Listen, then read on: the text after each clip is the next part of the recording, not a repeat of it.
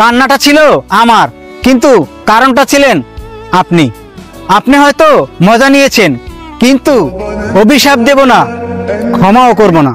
শুধু আল্লাহকে বলবো, যারা আমার সরলতার সুযোগ নিয়েছে, আমার বিশ্বাসের অপব্যবহার করেছে, নিজের সুখের জন্য আমার কলঙ্কের দাগ লাগিয়েছে, তাদের বিচার আল্লাহ তুমি নিজ হাতে করো।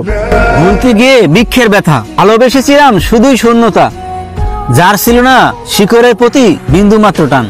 সে কি করে বুঝবে আমার এই রাত শেষ, ভোর হয়েছে, চোখে আসেনি ঘুম, এক শান্ত মস্তিষ্কের নিকৃষ্ট নারী করেছে আমায় খুন।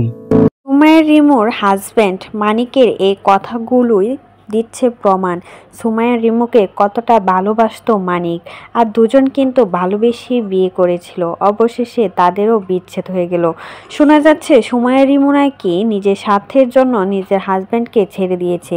যে জামাই নাকি তাকে অনলাইনে চিনিয়েছে, ভাইরাল করেছে, সেই জামাইকে এখন পরিচিতি পাওয়ার পর ফেলে দিয়েছে সুমাইয়া রিমু।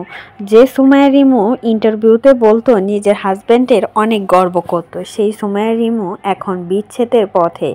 আসলে হয়েছে কি তাদের মাঝে, কেউ এখনো মুখ খুলতেছে না।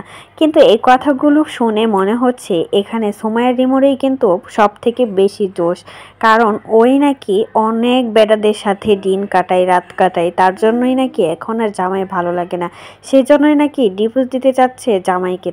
তো এই বিষয়ে আরো জানতে ভিডিওটা না টেনে সম্পূর্ণ দেখতে থাকুন।